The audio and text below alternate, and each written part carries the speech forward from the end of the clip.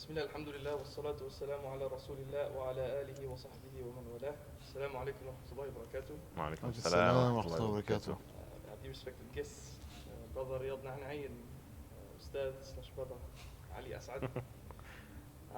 Welcome Shabab to another, or the last installment of MIA NextGen's career talks. And inshallah today we're going to wrap it up with teaching and education as a career thing. We've gone through 5 talks now, and you're ranging from engineering to medicine to psychology and a couple of others, alhamdulillah, and they've been fairly successful. And today, inshallah, we aim with the tawfiq of Allah subhanahu wa ta'ala to run yet another successful workshop with relevant information that you guys can use when deciding what to do at university, and especially if it is teaching and education. Dear respected guests, how are you today? Alhamdulillah. Alhamdulillah. I think it was probably holiday today, off work. Alhamdulillah. Must have been good to catch up with the family. Yeah, 100%. That's good. Alhamdulillah. Did you do anything interesting? Today? Not really, man. The usual. Should we keep going or start again? Anything interesting? The usual. The usual? Yeah. No barbecues, catch-ups? Nothing like that. No? Just the usual, man. Yeah, alhamdulillah. Alhamdulillah. Alhamdulillah. I think we should get straight into it since some of us were a bit late today. Alhamdulillah. He was late today, he was late today.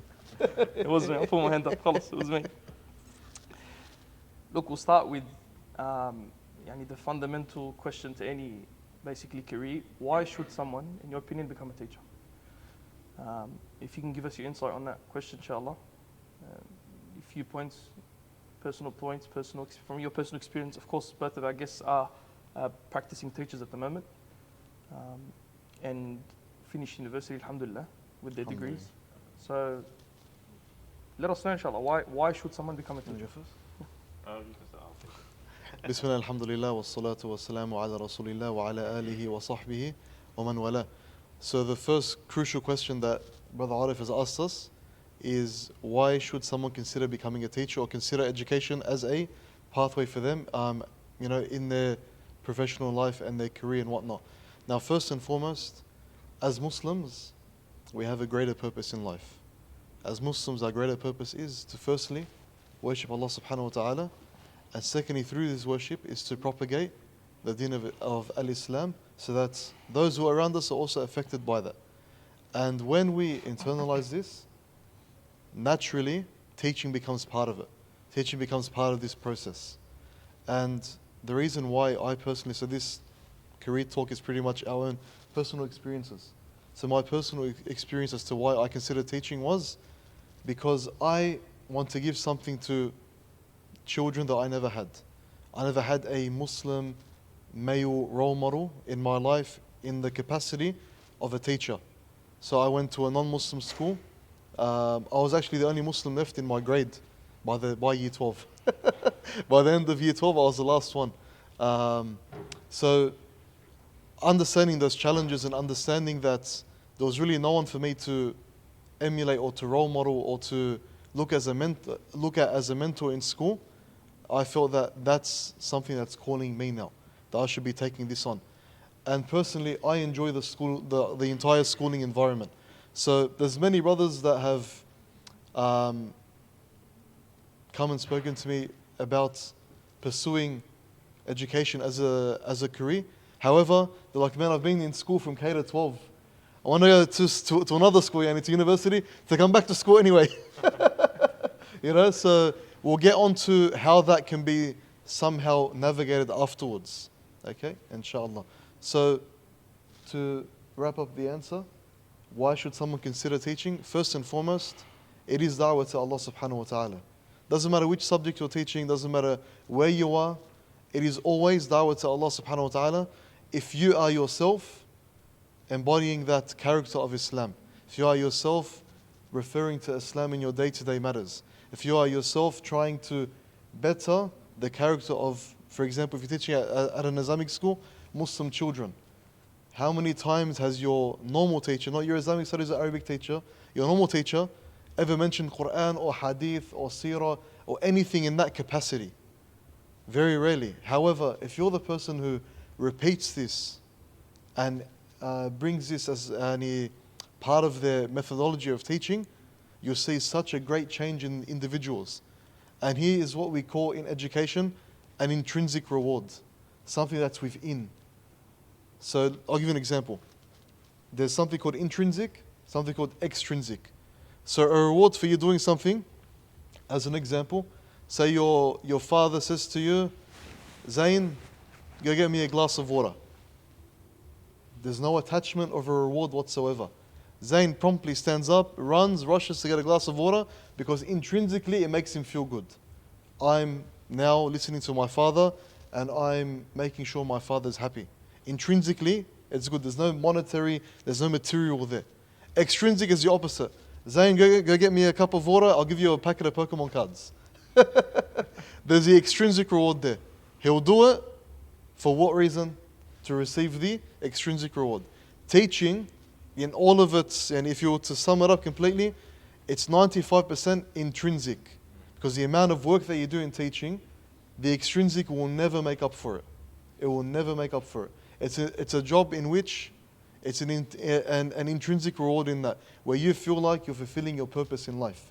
You feel like you're actually changing the lives of human beings to be, better, inshallah. تفضل.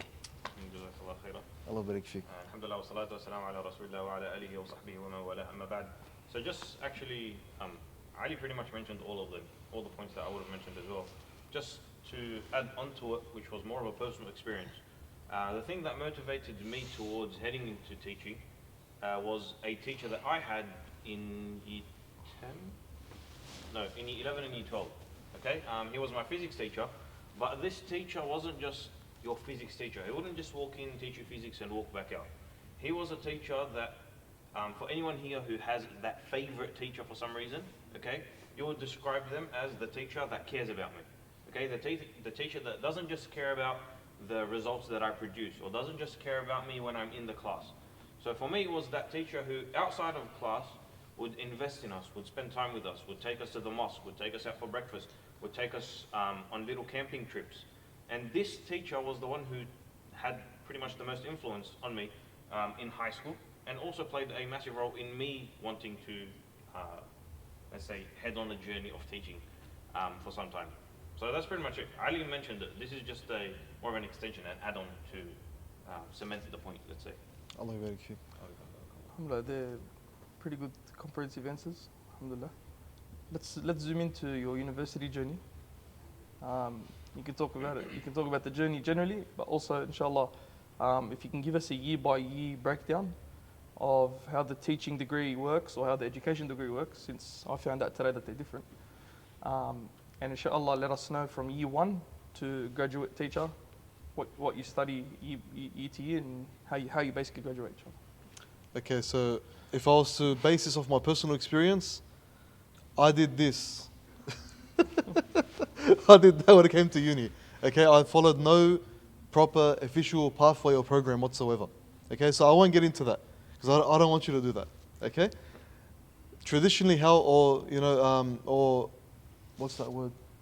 Conventional way. Conventional way. That's it. Sure, traditional. It's hella now. The conventional way of someone completing their teaching degree is pretty much finishing HSC, then moving on to a Bachelor of Arts or Bachelor of Science with a pathway to the Master of Teaching. Now, I'll explain this point by point. In New South Wales specifically, it is now endorsed for you to complete a Master of Teaching prior to ever entering a classroom. So if you were to compare it to teaching 30 to 40 years ago, it was a diploma of teaching, there was no master degrees, there was rarely any bachelor degrees, it was just a diploma of teaching that you would complete at something called teaching college. So now that's changed. And over the last 10 years or so, they've also started to move away from a Bachelor of Education. So the word education, the word teaching, they're interchangeable. However, when it comes to degrees and qualifications, they are very different. An education degree will not allow you to teach in a school because you are not trained to teach the New South Wales syllabus. So in Australia, we have something called the Australian curriculum. And from there, each state has its own syllabus based on the Australian curriculum. For you to teach in a New South Wales school, you must complete a teaching program, not an education program. For example, someone could complete a Bachelor of Business, a Bachelor of Science, a Bachelor of Dentistry, a Bachelor of Medicine, a Doctor of Medicine. And if they were to copy that, if they were to couple that degree of a Master of Education or a Master of Education Management, they'll still not be allowed to teach in a school. You must complete a teaching degree. So the conventional way, the Bachelor of Arts, pathway to Master of Teaching. It is a 4.5 to 5 year program. And you get 2 degrees out of it. You get a Bachelor degree and the Master's degree. The Bachelor of Arts degree is 3 years. So that's 6 semesters. And in your final semester of your Bachelor of Arts, you are given units that then move on to your Master's degree. So it's like a blended course. So a Bachelor degree would usually take 24 units. Is it 24 units? A Bachelor degree, 36. Depends on how many you have to do. What is it? Well, it depends. 8 every year for 3 or 4 8, years. So it could be 16, 20. Yeah, 24 so or it's 30. 24 units for your Bachelor degree. And then 4 of those units get added on to your Master's degree. So that's how you share the workload. Because your Master's degree is 16 units. So once you finish your Bachelor's, 3 years, your Master's degree is then 1.5 years. And in your Master's degree, you then are given 2 practicums. So at school, you'll see sometimes you may have another teacher join you, a teacher that's in uni at that time. They're doing their practicum there. They're student teachers at that time. And their supervisor is your classroom teacher or your high school teacher. So you need to complete 2 of those placements. That's the conventional way of doing it. Now on that point, you can couple a Master of Teaching with any degree. So say for example, you're like Brother Riad, Bachelor of Engineering with honors, tabarakallah. Has nothing to do with teaching, does it? No. However, that degree can be coupled on with a Master of Teaching. So for example, say you're that person who K to 12, I've been at school 13 years. Then I'm going to go to uni for 5 years. Then I'm going back to school. In my whole life I've been in school. You can take a break. Say you enjoy engineering or IT or something else, Bachelor of Construction Management. You can do that for a few years, 10, 15 years, however long you want. And then if your passion is teaching, you can always just pick up a Master of Teaching and then take your life skills, take what you've learnt and apply that in your teaching role. So it's never blocked that I must go and follow this path after uni. It's very flexible when it comes to teaching. And that's the most conventional way. Bachelor of Arts, pathway to Master of Teaching. As what Brother Taha is doing, inshallah. Inshallah. So just to add on, 2 things. So the first one with regards to doing a master's after your bachelor's, you just need to be careful that just because you've done a bachelor's doesn't mean you can teach any subject. Okay? Secondary, that's right. Yeah. For secondary, so for high school. So in my case, because I've done engineering, it works well with maths and physics. Okay? There's no way that they would let me teach PDHPE, for example, or English literature, just because I've already got a bachelor's. All right? So that's just something that you need to keep in mind. And the other thing with regards to the difference between teaching and education. Teaching is what you physically do in the class. Okay? Education is the higher level thing, where we start talking about, okay, how do we make schools function, programs, curriculums, syllabi, all those things. So not the actual teaching in the classroom, that's reserved for the teachers.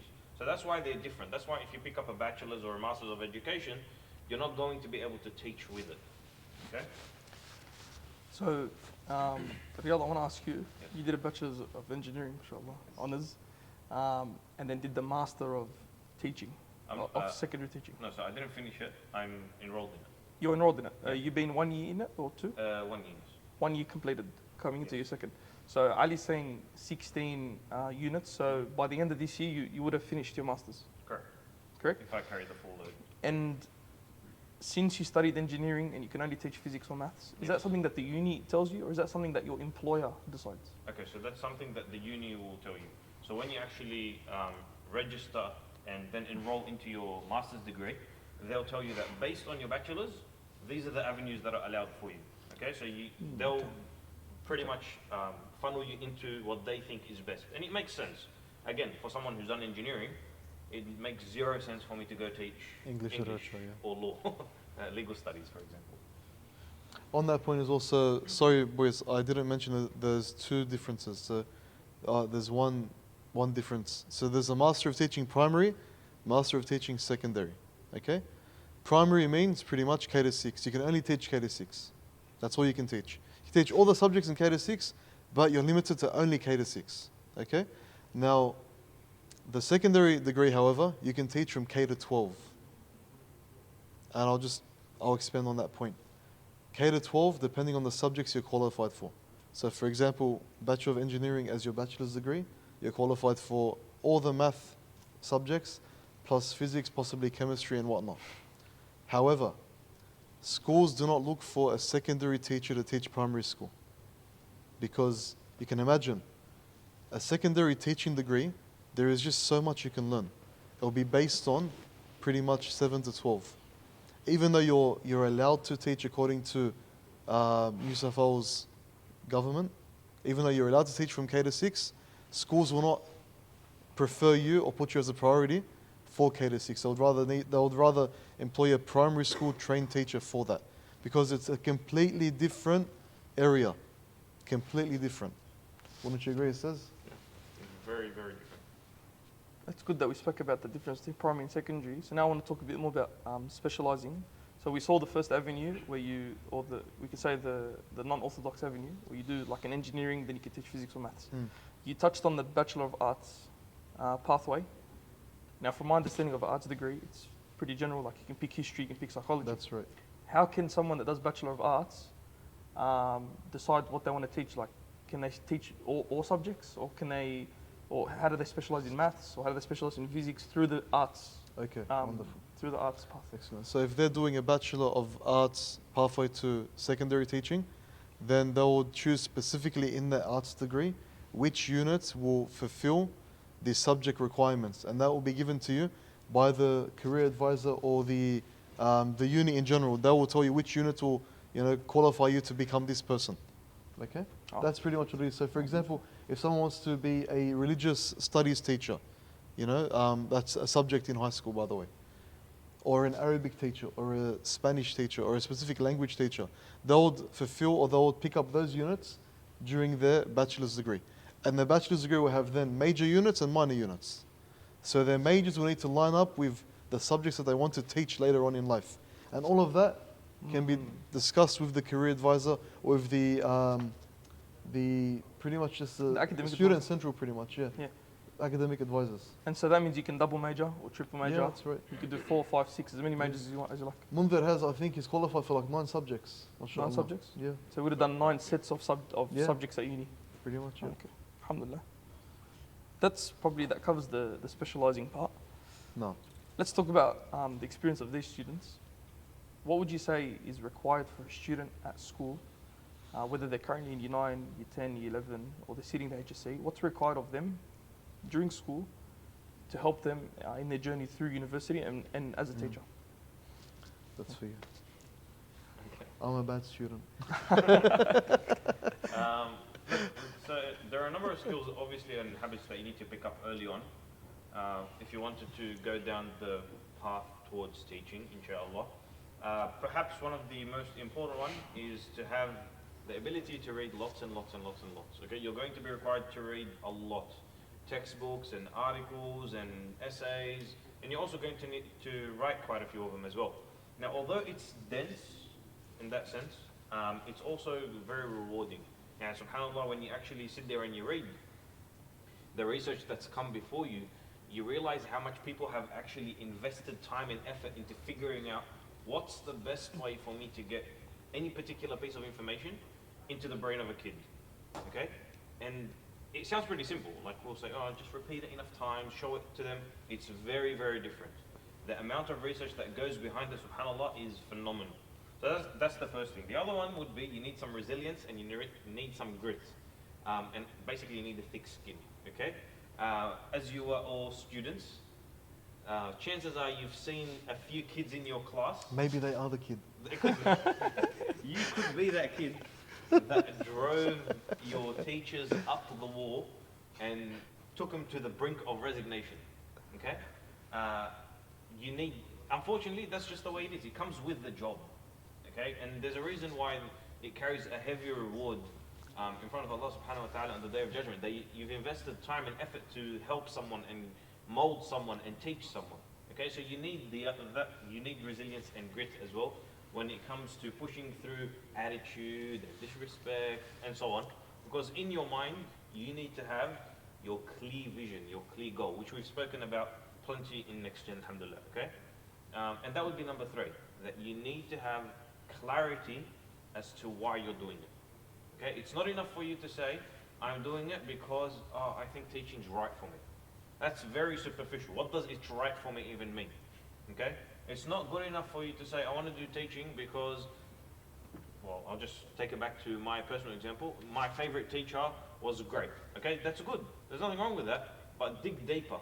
You need to be very well, very much deep-rooted in your vision, in your goal, so that when you actually face those difficulties, and I guarantee you they will come, as Ali can probably agree, the times that you enjoy and have those, golden moments are very few compared to the hardship and the struggle with the kids. Okay, but again, that's what makes it worth it.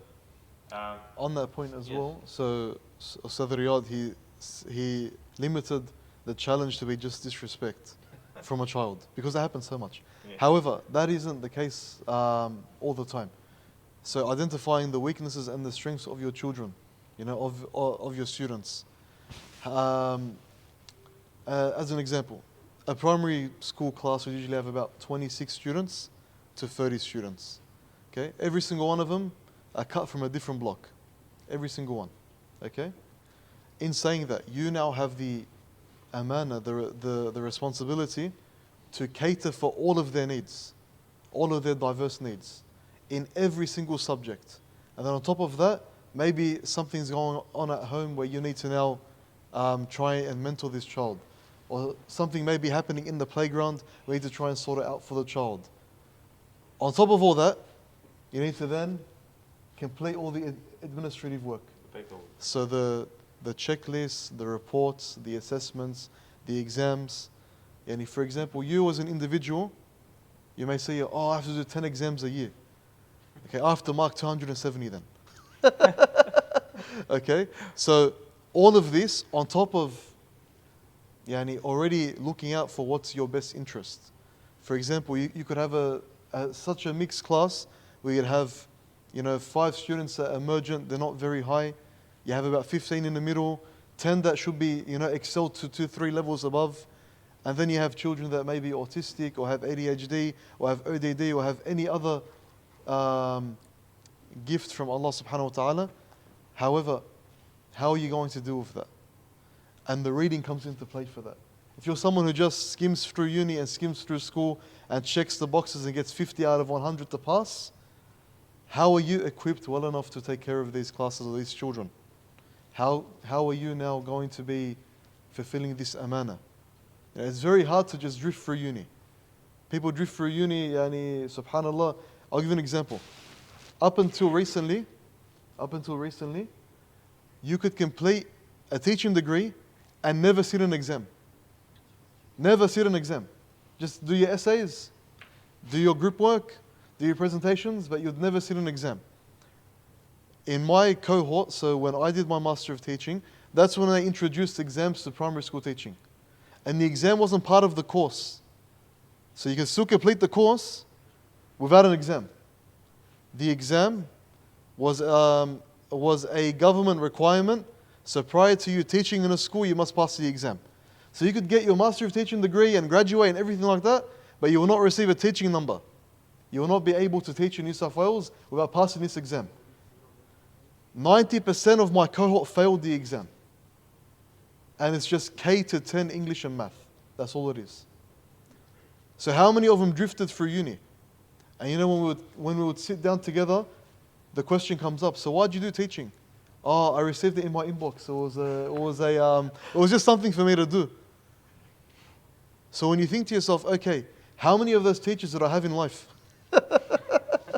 How many of them did I have that just drifted through uni, ended up in the job, don't want to be there, and don't want you to be there either? They're just like, it's just something for me to do. Now, this honorable role of teaching someone, what happens to it then? In society in general, it becomes devalued.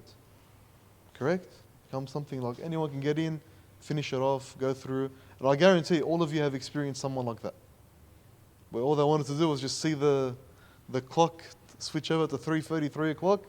Ma salama. I'll see you when I see you. And then you have the opposite as well. Those who they've invested so much in this career path for the betterment of you as an individual.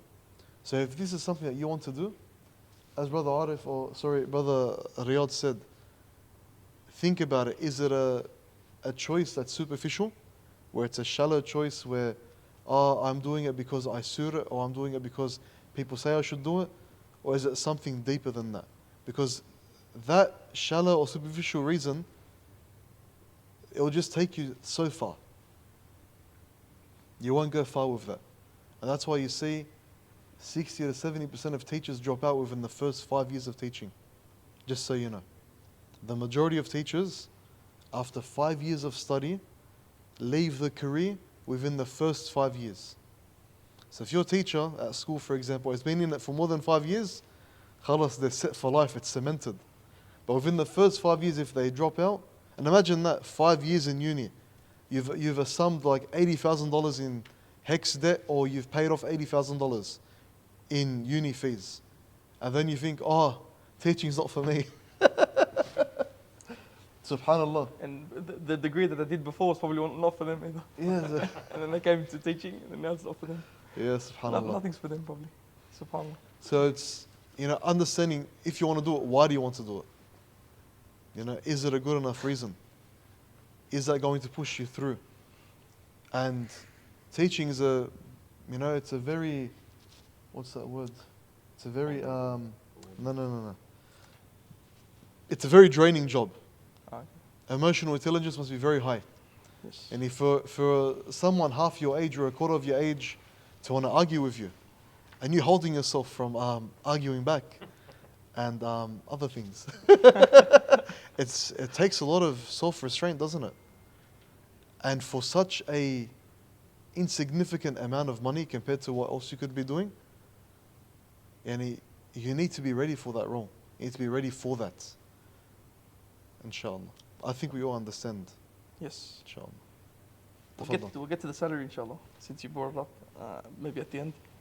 But since we're on the topic, what does the teaching career look like in terms of progression? Someone comes out as a graduate teacher. Mm-hmm. What does their progression look like from year to year? And hopefully, inshallah, they pass the 5 years, and alhamdulillah, it's for them, and etc. And they've ticked all the boxes. What does the progression in career look like? Okay, so the progression in career for a graduate teacher, there are two pathways, either private school or public school. If it's public school, every public school has an array of leadership roles. So for example, say you're a graduate teacher, you spent your first 5 years teaching, pretty much you spend 5 years teaching in a normal teaching role prior to any leadership given to you. Okay? So in the public system, you'll spend, say, 5 years, as a physics teacher before being appointed as a leader in some way, shape or form. Okay? Likewise in the primary sector, in the public schools, you spend about 5 years, normal teacher, until you're giving an assistant principal role, for example. And that's when you'll see your salary will increase dramatically when that does happen. So these are the various roles of leadership that you can end up in the public sector as a primary teacher. Classroom teacher, so we'll start from the bottom. Learning support teacher, usually it's not for primary trained teachers, it's for learning support staff. However, at some times they do put primary teachers there to increase in the learning support output of the school. So learning support teacher, classroom teacher, and then a primary school may have a specific PE teacher or a specific music teacher or dance teacher or whatnot. By the way, this is public system, okay? Public system. You could become a language teacher where you're accredited to teach Arabic. So you're a primary school teacher plus an Arabic teacher.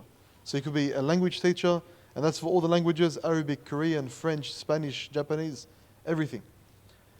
Then you can move up to a coordinator role where you're the head teacher for your grade pretty much. So say you teach year 3, you're the head teacher for the year 3 group. You're in charge pretty much to manage the day-to-day affairs of year 3. Okay? Then you move up to assistant principal. Assistant principal is also a teacher, but they're in charge over an array of classes. So it could be 3 to 6. Okay? And you'll see that their pay is dramatically increased. It's about 120, 130 per year. Okay? Assistant principal after that is deputy principal. Deputy principal doesn't teach. They pretty much just assist the principal in running the affairs of the school and community work outside of the school. And then the highest, you can say, of those positions is the principalship of the school. This is usually given to someone who has spent 10 to 15 years in the public sector. So you've breathed, eaten, slept, everything teaching in the public sector for this role. There are some exceptions in rural areas and regional areas where the town has maybe 14 children and the principal is the teacher, the caretaker, the canteen person, they're everything in one person, you know. So that's the exception. However, in these, in Metro Sydney, this is the normal career trajectory in the public sector. Private sector. Private sector. So say you want to go specifically to the Islamic schools, okay? It's usually, you're in your role as a normal teacher until a leadership role opens up, then you apply. Doesn't matter how long you've been, if the school likes you, if they see leadership in you, if they see qualities in you, you're placed in that role, okay? It is it's very limited in number in regards to leadership roles. So you may have a school that has 1 coordinator per year, 1 deputy principal and 1 principal. So that's 3 roles in one school. Say you've got 10 Islamic schools, that's 30 roles. But you have thousands of teachers. In comparison to the public sector, where these roles, they're dying for them to be filled. I got an email yesterday, New South Wales Department of Education is looking for 1,200 teachers before next week. 1,200 teachers before next week. And that's without anyone catching COVID, by the way. That's just open roles that they have right now. That's public sector. So you have to make that decision. You're going to go private or public. Okay? And both have their pros and their cons. Obviously, in the private sector, you make more. However, in the public sector, it's much more relaxed. So it just depends what you'd like to do. That's pretty much the career trajectory for, and in secondary, you have the same thing. In secondary, you've got, your normal teacher. So say your math teacher could become a head of math, so head of the math department. The school, head of school. Or head of school, yeah, pretty much, yeah. That's what it covers. Same trajectory, except less amount of people. And the private sector, from my experience, also has like a lot of introduced roles, like welfare coordinator, That's right, this yeah. coordinator. Yeah. Yeah, well-being, and you can be, you can be the coordinator of a class, a grade, of a few classes. So that's right. So it's pretty much assistant principal. That's Yeah. that's the exact same concept, except it's been given a different name. Yeah. That's a good summary, I think. No, Did you say 1,200 teachers or 12,000? 1,200. 1,200. There's possibly more now. That might probably We have a few dropping out today, tomorrow, the day after. That It might, is what it is. that might probably head out to Taha's cohort before they even start uni. Yeah. The shabab might have jobs. Yeah, alhamdulillah. Alhamdulillah. Okay, that's good. I think that's pretty coherent progression. Let's talk now a bit about the Muslim community. Let's talk about the local community and then the outer communities. What role, from your experience, do teachers have in the Muslim community? What value can they add? What can they do? And how can they benefit the community? Tafadhal, this is the last one. You can go for this one. There's a couple more after this. That's all right. So, obviously, given the fact that we live in Australia, okay, we're bombarded with the cultural norms and the social pressures that we have around us. Okay, that's fair enough. Now, as a person who's growing up through their teenage years, that time or that period is very, very, very critical. And it's the period of time where you're taken by everything that comes out, okay? Every new trend, every new hype, everything that comes out, you're very much into it, or you're interested in it, you want to find out about it. Sometimes you might even join the bandwagon and off you go, okay? If you don't have an Islamic role model, okay, a role model who can show you the correct way to navigate this, it becomes very difficult. And it becomes possible for you to actually, la samahullah, lose your way as you go through those years, okay? Now, a lot of times, a lot of us don't have that role model, okay? It could be because, you know, mum or dad are too busy, or it could be mum or dad simply don't have the foundations or don't have the knowledge. Or it could be mum and dad come from a generation where that gap was created in their generation, okay? So, if, for example, if we look at a lot of the grandparents or the parents, they migrated here because they were avoiding something back home. And so when they arrived in Australia, their mindset is, how do I make sure whatever happened over there doesn't happen again? And unfortunately, in that pursuit, they tend to forget or neglect their families, okay? Accidentally most of the time, but it is what it is, okay? So you need to have that role model. Muslim teachers, not Islamic teachers, Muslim teachers. So a teacher who's teaching whatever subject they're teaching, but has the Islamic ideology, has basic understanding and basic knowledge in Allah subhanahu wa ta'ala's religion, okay? That person, whenever they present you with new information, they can show you Islamically how to deal with it. Whenever you have a problem, chances are they've dealt with something similar and come out of it for them to arrive at where they are now, okay? So they can they can give you a lot of experience, and they can give you a lot of guidance so as to navigate those periods of your life, or that time in your life.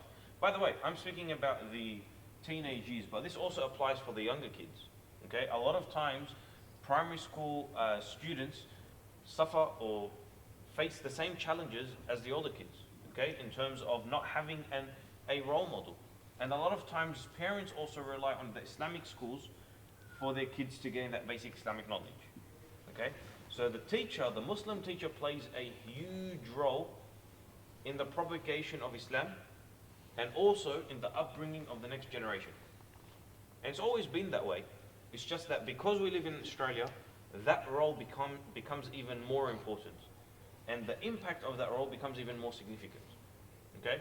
So the teacher plays a huge role, basically. In a nutshell, they play a very significant role in the makeup of a person as they progress through their schooling years, and usually the teachers that leave the most impact on you are the ones who help you navigate the That challenges. period of time, yeah. I think that's a good point. Another point is maybe since we live in a Western country, the Australian curriculum might have a few points. They might be pushing, you know, like a few social norms which are maybe contradicting to our religion. So it's important to have actually Muslim teachers that, as they teach you the content, they're able to give you the Islamic view, right? So of course we know a lot of things are compulsory now. You need to teach this and that, and you know this has become normal in society. So it actually is important. Like I remember in one instance, subhanAllah, it's a bit more light now. I remember one instance, like we were learning something which does contradict Islam. The teacher taught it to us because he needed to, and told us, look, a side note is that it does contradict. And if the teacher didn't tell us, most of these people, most of these students would graduate, their parents don't know anything about it, and off they go. So there's a role that actually, or a gap that needs to be filled in the community, and that's what Muslim teachers can do as well. And one more thing to add on. One more thing to add on is sometimes you may have already been exposed to these ideas and you have questions, okay? And you can't ask mum or dad because unfortunately culture says, hey, you can't ask mum or dad, you're going to get smacked, okay? Or you're going to get yelled at. So you go to your teacher. But sometimes you might just have a question that you just need answered. So you're already, alhamdulillah, you're Muslim, you're practicing, but you start getting a bit of doubt. Something you saw on Facebook, something you watched on Instagram, like a quick reel or something of the sort, something you saw on YouTube. And then you've got, all the bad ideas, shaitan comes, starts building up, fanning the flame, until eventually it becomes a problem. You can go and ask that teacher, look, sir, miss, you taught us about this, I did some research and it's really causing me some problems, okay? Islamically, how do I deal with it? And they'll teach you how to deal with it, Okay, so sometimes sometimes their role is proactive. They teach you how to deal with something before it happens, and sometimes it's reactive, where something's already happened and you just need the help and support to get through it, and the teacher will come and do that for you or fill that gap. Alhamdulillah. It's good. But on this point, how Yes. many teachers like that do you know? A few. I think there's few. Look, there A is few. a few. I So think this is why it's important Yeah. for the Muslim community to invest in its own teachers, you know, whether Yes. it be those who are teaching already to be Islamically trained in the sense of Sharia, Yep. or for those who are Sharia trained who also would like to get into teaching to then also become formally trained as teachers, so that we have an influx of this type of person, this individual who understands how am I to navigate Australian society as a Muslim, and how do I teach the students to navigate Australian society as a Muslim as well. SubhanAllah. And then I guess you can, if a Muslim teacher was to take Sharia lessons or Sharia courses, you can say, and get a degree in Sharia and develop themselves Islamically, Yeah, it can also improve their reward, of course, with Allah subhanahu wa ta'ala, 100%. since they're doing that for the intention of producing a better, just producing a better generation. So No. there's a lot of benefit from that. Not just building yourself, but helping others, inshallah. A couple of, actually, there's one more question that's important, and there's one that I threw in there. Something that I'm curious about. What's the starting salary for a teacher? Since we've normally been letting the shabab know, because I think it's important for them to know so they can understand what it looks like. Yeah, no problem. What's the starting salary for a teacher? I guess you can, if you want to touch on I'll public. go through a salary progression for both sides. That's right. If you want to get Okay. public, private, yeah. Sure. All right, Shabab, which one first, public or private? Public, okay. So, graduate teacher, straight out of uni, public schools, full time, you're looking at about 70,000 a year. Okay, it's one of the highest graduate salaries. Just to Okay. add on, a graduate engineer makes 55. Graduate lawyer makes 45. Yeah. Graduate IT makes 50. And 55 if you get a job. That's if you get a job. Yeah. You have to be a graduate with 20 years experience. Graduate teacher, they have the highest, straight out of uni salary. However, it's stagnant for a while. Okay? If you're in the public system, you have to follow something called the NESA accreditation bands. Okay? NESA stands for New South Wales Education State Authority. Okay? So NESA is in charge of all the teachers in New South Wales and all the curriculum in New South Wales and all the schools in New South Wales. NESA is the state authority body given, the police. pretty much, yeah, they're like the teacher police or the school police. Yeah. NESA, okay? Bad word. Yeah. Anyway, so band 1 is a graduate teacher. Band 2 is a proficient teacher. Once you hit band 2, if you're in the public system, you're on about 90,000 a year. Okay? To hit proficiency, it takes about 2 years of you submitting standards with NESA, pretty much through your principal, back and forth. It's like doing extra essays for uni. So that's literally what it is. It's like doing uni work outside of uni. Okay?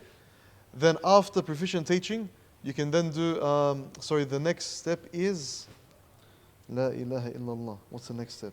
Graduate teaching, proficient teaching. Then I think it's lead teaching. Okay? It's lead teaching. So that's another progression that you can then work towards. Then you're pretty much from 90,000 to about 105. By then, you're qualified to become an assistant principal or a deputy principal, even a principal, in all its rights. So you could jump from 90 to 105, 150, 125, 150, depends where you end up. Depends which role you're in. Once you reach that accreditation band, you've shown the schooling system that you are qualified and experienced enough to take these roles on. Then after that, it's highly accomplished teacher. Okay? And depending where you are is where you get paid. If you reach these band levels and you're still just a normal classroom teacher, you still get paid that much. Okay? Which is, pretty good. You just have to reach that band level. It's pretty difficult to get there. Because after uni, you don't want to see another essay type of thing ever again, In the private system, however, Private system. Private system, they follow two, or they can follow two different contractual agreements. They could follow the NESA system, which is what I just explained, or they can follow something called the STEP system. STEPS is a combined formula between NESA bands and how many years you've spent teaching. Okay? So for example, you could be a graduate teacher in your accreditation, but you get paid about $98,000 because you've been teaching for 4 years. Okay? That's how the STEP system works. Now, the graduate teaching salary at a private school is usually, the average is $80,000. Okay, that's your, straight out of uni, that's your salary. And private schools, they have leeway. They can hire you while you're in uni doing your Master of Teaching. Not your bachelor's, your master's. So say you've completed 3 years of your bachelor's, you're on your master's now, 4th year, and you've set all of your practical stuff to occur in your last year. You've got 1 year of just theory, you could pretty much take a job full time, and they have full authority to do that. So you can start working while you're in uni. That's a great thing about working for private schools while doing the Master of Teaching course. Okay? I wish I knew that. All right, so the graduate teaching salary is 80,000. Most of them follow the NESA accreditation band. So once you hit proficient teaching, it jumps from 80, yarhamakallah, jumps from 80 to 100. So big jump, 20k increase. From 80 to 100. Then once you hit the next accreditation band, by the way, there are 5. It's 115, then 140, then principalship pretty much. Okay? And it'd be very silly for a school to hire someone with such a high accreditation band and leave him as a classroom teacher. Because they're paying so much for, not that great of an output if you were to look at it as a business type of thing. Okay? So it's a great salary to start off with. However, you have to think about it in the sense of, is this enough for me to live with my family with such an ever-changing world? Okay? Let's compare it with law, for example. Lawyer, graduate lawyer gets about 45. Graduate teacher, and they're both private sector, by the way. Private sector, 45, if they find the job as well. And then graduate teacher as a private school teacher, 80,000. You think it's a no-brainer, I'll become a teacher, or I'll become a lawyer. Yeah? However, with the lawyer, after 2, 3, 4 years of experience, they'll leave and open up their own law firm. They could be on $1 million the next year, or $2 million the next year, or $3 million the next year. The sky's the limit. Okay? So they've made this much money, while the teacher's still on the stagnant 100,000. See the difference? One can be an entrepreneur, one cannot. And if you were to think about it as well, after a full day's, who's tired after school? A full day of school, who's tired after? Tired, yeah? Adults get more tired than children, by the way, or teenagers. Okay, just say, do you agree, Stez? We get tired faster? We get tired faster? I think so, man. After seeing many of the children in primary school, I'm pretty sure I get tired. These guys are getting tired just listening in class. What about the person teaching? Oh, no. So, you can imagine, to supplement your income, what do you need to do as a teacher after school? What do most teachers do? They tutor. Yeah? They tutor after school, they tutor on the weekend. Who wants to work after work and then on the weekend as well? Okay? Who wants to do it? There's want and need. Depends how big. Who wants to do it? Depends how big the paycheck is. Depends how big the paycheck is, yeah? But then you compare it to your full-time teaching role. Like, why should I teach full-time if I get more in tutoring? You know what I mean? So, come back to the point I mentioned at the beginning. The intention. Is it an intrinsic role or an extrinsic role? What type of job is it? Extrinsic, if it's for money, Habibi Billah, you do anything else, you'll make more money. Do anything else, you'll make more. Intrinsic, having that good feeling, you have purpose in life. You're not just, trying to make as much money as possible and following the normal trajectory that people follow. Get married, have children, buy a house, X, Y, Z. If you have that intrinsic feeling where this year I've taught 30 students, multiply that by 10 years of teaching, I've taught 300 students. If 10% of those students, 30 of them become teachers as well, how much sadaqah jariyah do I have? Yeah? It's almost unlike. You Yeah. can't even, sometimes like. And then say out of those 30, they also get 10% after 10 years who also become teachers. say they become they become imams or mashayikh or people who impact the Muslim community due to your da'wah to them or your spending time with them. It's an intrinsic reward here. However, it needs to be supplemented. If someone wants to become a teacher full time, you need to have something on the side. You need to have a business on the side, e-commerce, cookies, Creative kids. Creative kids. Vouchers. active kids, anything. Anything that can make you money on the side. Because at the end of the day, you want to be in a role that you're passionate about. You want to be in a role that you wake up in the morning and you're happy being there. That's what you want to do. However, for that to happen, you need to go through the hard yards of maybe doing 2 to 3 jobs at a time. I assure you, your parents go through the same thing. Your parents may, for example, be a teacher in one aspect, and then on the weekend they work at the markets, or they work at Woolworths, or they work at... There are many teachers that I know like that. Just one of my friends, for example, teaches all week, then on Saturday he works at a fish shop, a seafood shop. So just to supplement his income. So is there a passion there for it? If there is, that's your intrinsic value. However, living in the Australian society, Sydney is the 3rd most expensive city in the world. To rent a house, for example, in Austral now, it's like 600, 700 a week. You're all forced to go to Campbelltown. That's Develop a lot. But even that, it's increasing. Everything's increasing. Everything's increasing, and your salaries are staying the same. So think about it. If you want financial assistance or financial literacy on this point, we're happy to do courses for that. 100%. Financial literacy is very important. You touched on the progression before. Naam.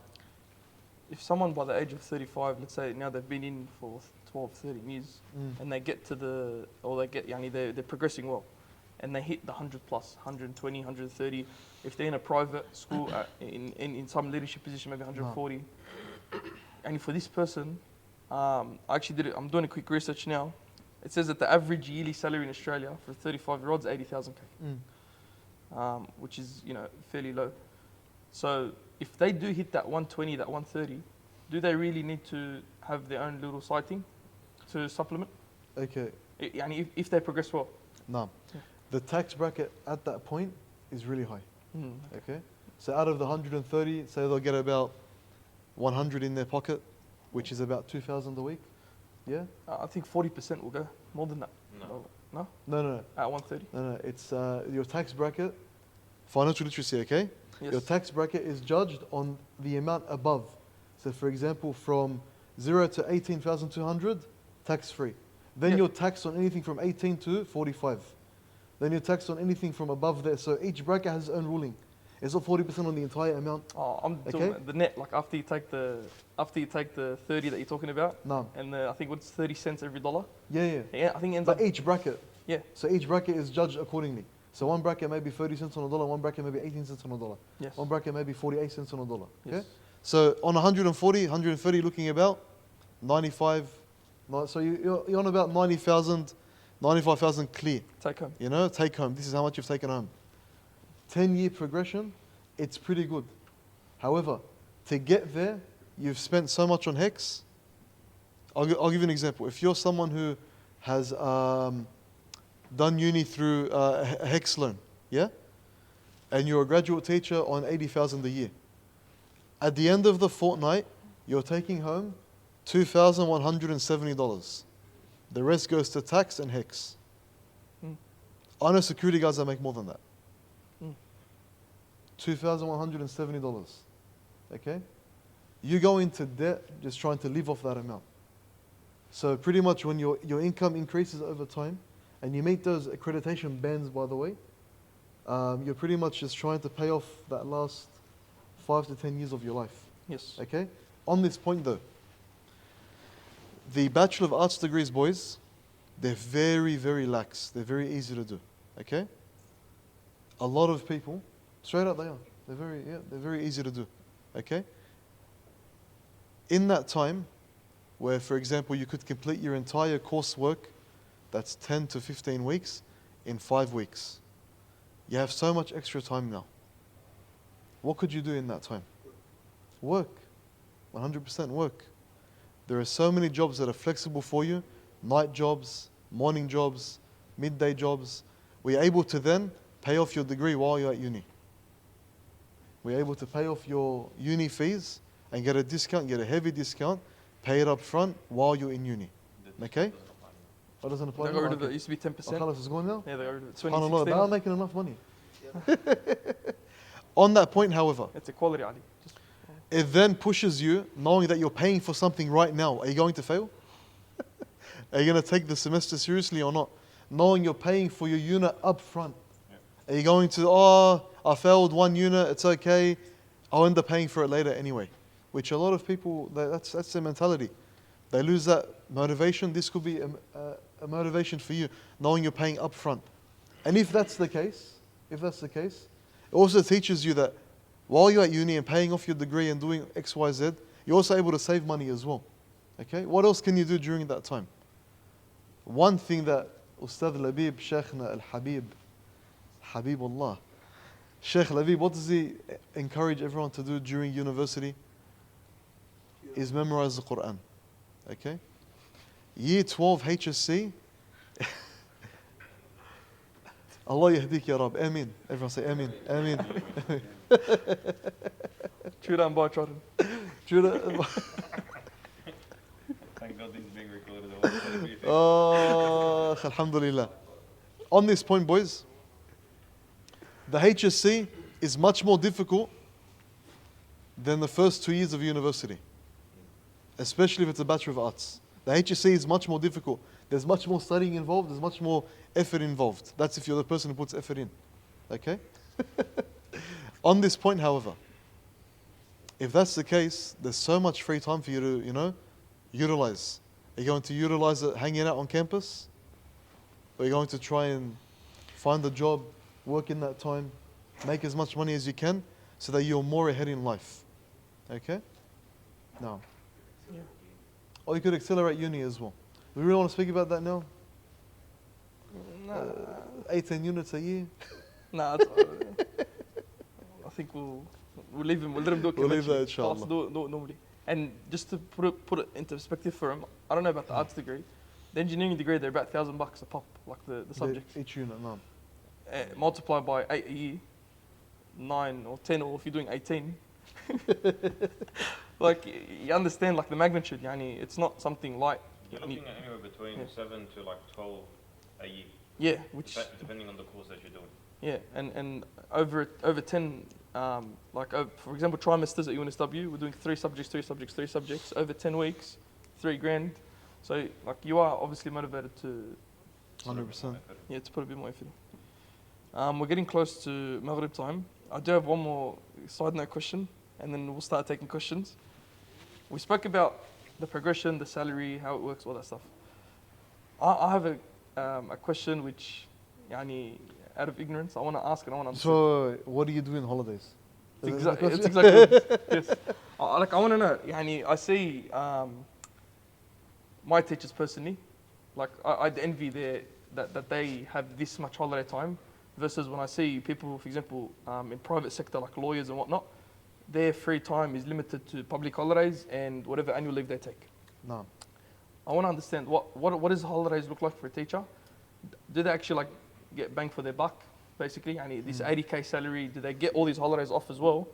Which in that case, if you do the maths, it's almost like 140K salary. I'm with you, Yeah. So let us know, like, what happens in the holidays? What do you guys do? Okay, so you have 4 holidays during the year. You have the 2-week holidays in between term 1, 2, and 3. Then you have the 6-week holiday at the end of the year. Okay. Compared to someone who gets 4 weeks holidays, annual leave altogether in a different job. They can they can probably only claim a week anyway at once. Oh yeah, in one go. Yeah. So it's 4 weeks accumulated, but like, and they'll only get a week holiday. Yeah, a week or 2. Yeah. Yeah. Maybe. Yeah. On top of the On top of usual the public 2-week break. holidays. Yeah. On top of the usual 2-week break. Well, normally actually, yeah. No. In the private sector, normally like this 2-week break at the end of the year. For example, the 25th of December, Christmas Day and Christmas Eve, they're public holidays. A lot of people actually work before and after that. Yeah. And they then get off New Year's Day. So No. that all comes out of the annual leave and Yeah, yeah. any time out of that. So خلص Okay. this is safe for weeks. So in comparison, okay. So term 1, 2, and 3, those holiday periods are pretty much planning for the next term. Okay? Those periods are planning for the next term, okay? And 2 weeks out of the 4 weeks, you're planning or in school prior to students coming in.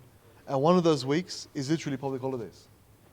So really you're getting, as a bonus pretty much, an extra week of holidays. So you have 3 weeks off, where you're not accountable for anything. However, in the 2 week holidays from term 1, 2, 3, those 6 weeks accumulated, you are technically supposed to use that time to get ready for the next term. So to prepare for the next term.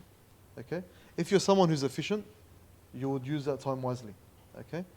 Now, in comparison to other jobs, however, a different job where you're working 9 to 5, you also receive overtime. So if you end up staying in the office until 9 p.m. one night, you get paid 4 hours extra for that overtime that you accumulated. As a teacher, all the work that you take home with you, there is no overtime. So pretty much it balances itself out. So if you're not someone who's proficient, who's able to complete everything and have it done at school prior to signing off at 4 o'clock or 4:30, then you won't take anything home with you. However, if you're someone who's drowning in work due to the amount of changes and the chaos you have at school, for example, you'll see it now coming in the next week or two. When you see so many teachers cop COVID and not coming in, you have 100 students and no one to cover for them. Cop Yeah? COVID. No, brother Mundir, who was supposed to be here today, he tested positive. This looks like Mundir, but it's not him, by the way, okay? شفاه الله. So he's positive now. Now he's going to miss out on the first week of school, or a part of the first week of school. Then all those students as well are going to miss out. Then imagine another 5 teachers test positive because we all hung out with him when we were there yesterday. We all actually were with him yesterday. Imagine we all test positive as well. What happens to that? Khalas, the school shuts down for pretty much a week because majority of staff aren't there. Yeah? And then we have to catch up on all of that somehow. We'll catch up on it somehow. Okay? And that will happen before and after school. Yeah, so prior and after, where there is no monetary gain from that. I see it as a reimbursement in days off. Well, in the 2 weeks planning, Now, 2 questions. Is it monitored? Like, do you have to submit the times that you worked? And second of all, no, it's not monitored. okay. The second of all, what realistically, like, what's the required time? Is it 2, 3, 4 hours? Is it a full day? Is it 8 hours? Or what's If you're proficient, for example, myself, yes. I've taught year 5 for 3 years in a row. Everything's already done. So I get like all those holidays. Alhamdulillah. Alhamdulillah. Why though? Because I did it already. Okay? If they put me into a different grade where nothing's done, I get no holidays. You know, because you have to spend that time having those resources and that planning done Yes. and having that ready. Okay? NESA, for example, if they decide to change a part of the curriculum for physics or math, your teachers have no holidays then because they have to change everything, have it submitted to NESA, approved, then they're allowed to teach it to you. Which is what happened over the holidays now for our literacy teachers for, I think, K to 3. Yeah, they while I changed was at part of school it, as well. yeah. It happened while I was at school. No. Which is, So it's a very dynamic environment, mm. okay? Don't expect every day to be the same. It's always different. That's, you know, it's the fun part of it. Alhamdulillah. Alhamdulillah. All right, that's good. I guess we do have a few minutes. So we'll start taking questions now, and if there are any questions that will roll over after Maghrib, we'll answer them as well. So is there a slider up, Asim? Yeah, so there is a slider QR code that you can ask anonymously, or I'd just rather take the questions, yani, we'd rather take them. It's already at that time. Is it? Okay, so we'll Maybe let them go for. go make wudu. All right, then khalas, then we'll take questions after Maghrib, inshallah. Does anyone have any questions? Awesome. Yes? No? Hand up. Yalla, bismillah. We have questions then. Yalla, make wudu and after. Yeah, make wudu. We'll see you Just so we guys- know whether to do Q&A, you know? We'll see you guys after, inshallah. We're going to be making adhan and praying soon. Dismissed, inshallah. Assalamu alaikum wa rahmatullahi wa barakatuh. Welcome back. We're just going to take a few quick questions, inshallah, and then have a bite to eat. Tafaddal, Ustad Kareem. So you spoke about primary, you didn't speak about, but you spoke about salaries. I was just wondering about the primary and high school ones, if they're that much of a difference, and also substitute teachers. Okay. What's the pros and cons of being a substitute teacher compared to a full-time school teacher? Okay, so primary and high school are the same pay packet, except in high school there are more leadership roles for you to take up. Okay, that's the only difference. Where primary school is more limited, high school you can imagine all the array of subjects, which means there are more roles for you to take up in leadership. Substitute teachers, if you're a graduate teacher, you're making about $350 a day after tax. If you're a proficient teacher, you're making about $550 per day after tax. It just depends on where you're sitting on your tax bracket and whether you're doing public sector or private sector. Okay, so there is much more money to be made in the casual days. However, holidays are not paid for, no sick leave, no annual leave, nothing like that. Consistency. Okay, and Stability, consistency, yeah. job security. There's no Yeah. job security. Yeah, that's right. Yeah. But in saying that, when I was doing casual teaching, the 2 days or 3 days that I made myself available, I always worked. So on that point though, it's only like to be consistent, it's got to be the public sector. So for example, I was at Liverpool Public School, Liverpool West Public School, Nawara Public School, and Bankstown North Public School. So whenever I needed anything or whenever I was free, I had something lined up. So if you to think about it, Islamic schools, how many do you have? Maybe 10 to choose from, 5 to choose from. Public schools, between here and Austral, there's about 400 public schools. So the difference in job security, in that sense, now طيب. for casual, that is. Okay. You touched on that point as well, like you can be casual at multiple schools, Yeah. which is good. Any more questions?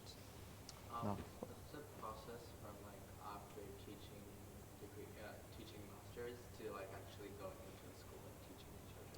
So the process is you're applying for a teaching number, which they'll teach you how to do that in the last semester of uni or in your Master of Teaching. It's not difficult, Yani. You just have to give them all of your credentials and your qualifications. Apply for a working with children check, which you would have already have done, having completed your Master of Teaching, and then just applying for a role at a school. Usually, what happens, you end up getting hired by the school you do your prac at. If they like you, they just hire you. No. Around what time of your career or degree do you do your prac? At the end of your career. So, at the end of your teaching degree. So there are 2 pracs you need to complete, 2 major ones. They're at the end of your teaching degree. Can you choose your school?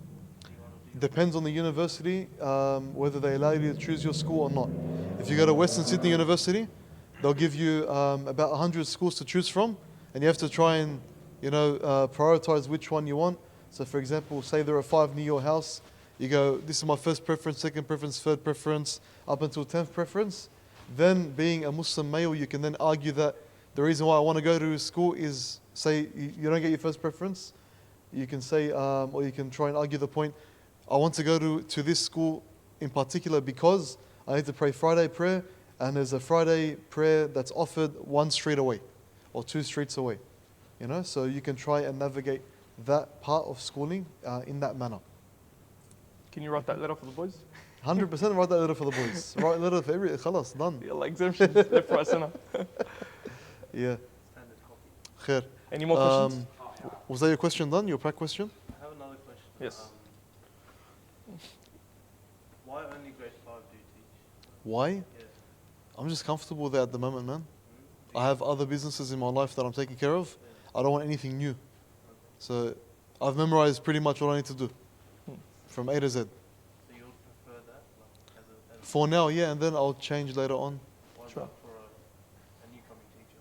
A new coming teacher, they are to do what? No. If it's a female, khalas, kindergarten, that's where they all start. If it's for you boys, I would always say 3 and above. So grade 3 and above if it's primary school. High school, it's up to you. They won't give you year 12 in your first year of teaching. They need experienced teachers for that, except if you're Riad Naanai. Tabarakallah. Same thing, That's, man. you know what, Ali, no, on that point actually, sorry. If that's another advantage of doing well actually at school. The school will do? scout you back. Oh, that's right, 100%. If you do yeah. well and you become the golden boy, It's you now. nah. But I'm studying teaching, and you study teaching. No, like on a serious note, you actually you might get some priority. I mean, they've 100%. literally They like to see their product come back to them. yes, give back. Okay? Yep. So if Asif ever wanted the role at Al Faisal in Minto, bang, he's in. What about MIA? We're trying to get rid of him. One Taha. From an Islamic perspective, would it be bad to work at, let's say, like a Catholic school or something? Okay. At a Catholic school, here's the thing. This is my issue with people going through the Catholic system, okay?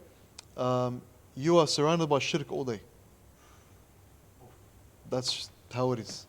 Okay? You have to take the students to church inside the school and to their religious practices. You may not have to partake in it, but you have to be there. You want to be there. You know? At the same time, you have gained all these credentials and qualifications and experience. You'd rather output it onto Muslims to begin with. You know, that's part of our wala and bara. That whatever we have, that's of service, we provide it to the Muslims first. In saying that though, majority of Muslim children are in public schools. You know, they're not in Catholic schools, they're not in Islamic schools. The majority are in public schools. So we should shift our focus towards there if you're able to take that on, inshallah. Okay. Any other questions, Kareem? You mentioned units in university. No. Explain some of the units and what they're really about. It really depends on what you're doing. Oh, okay. So we'll say primary school teaching, a unit could be educational psychology. So you learn the psychology behind how to create a proper teaching environment. Yeah, so classroom management techniques and whatnot. Or it could be just an introductory unit like Australia and the world, where you're just literally learning how to write an essay through that unit. Okay, it just depends on the subject itself and what the outcome is for that subject. You know, it could be Islam and modernity. Sheikh Abu Ubaida's favorite subject, Islam and modernity. Yeah, There is one, Islam in modern civilization. that's it. There's one in Ayuna study actually. Really? And like you can also check all the handbooks for all the universities. No. I know universities will offer different subjects, different requirements, all that stuff. If you need, you can ask after class. We can hook you up with the links. Inshallah. Inshallah. Any other questions, boys? Yes. Sheikhna. But you have all the answers. It's actually not a question, but they're a comment, I guess. I find it very beneficial, even though I have no interest in becoming a primary school, high school teacher. But it's very beneficial what you said in the beginning about intrinsic and extrinsic, in the sense that no matter what career you go into, if you want to really have that satisfaction with what you're doing, you need to give back. No matter what career, if it's engineering, medicine, psychology, you need to give back. And giving back is through teaching. Whatever you mentioned, skills you learn, experience, you take on fresh graduate and then you walk them through all the hurdles. That's what really, like teaching you might not be interested in teaching as a career, but if you want to really benefit the community, then you're gonna be a teacher. You're going to be a teacher. There's no way around it. And you need to be intrinsically motivated. Like no one's gonna pay you for that extra time you give to an intern or an apprentice or something. No one's going to pay you for that. That's from your own goodwill that you give back to the community by, especially young Muslims, by teaching them with your experience and your skills, no matter what field you're going to. That's a good point. Allah yabarik fiqh. Jazakallah khair. Final call. Once, twice, 3 times. Sold. Mubarak walid al-nikah. Alhamdulillah. So with that, Shabab, we're going to wrap it up, inshallah ta'ala. It was another successful career talk with our brothers Riad and Ali.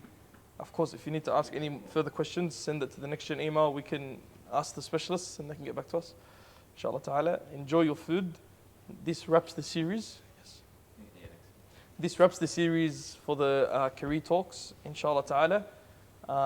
It's been a successful one, alhamdulillah, with the tawfiq of Allah subhanahu wa ta'ala. And in 2 weeks' time, stay on the socials to get the exact date. It might be the 14th, Asif or something, maybe 14th. Yeah? 9th of February. That's when our NextGen Term 1 will start. We'll leave the topic as a surprise, but make sure you're there, inshallah. It was marriage. It's divorce. And our guest speaker is Adam Jacobs right there. Our number 1 divorce Family attorney law. right there. Family lawyer. So يعني stay tuned inshallah and attend that first session and you'll get to know what we're going to do in the term inshallah ta'ala. With that, سبحانك اللهم وبحمدك نشهد أن لا إله إلا أنت نستغفرك ونتوب إليك.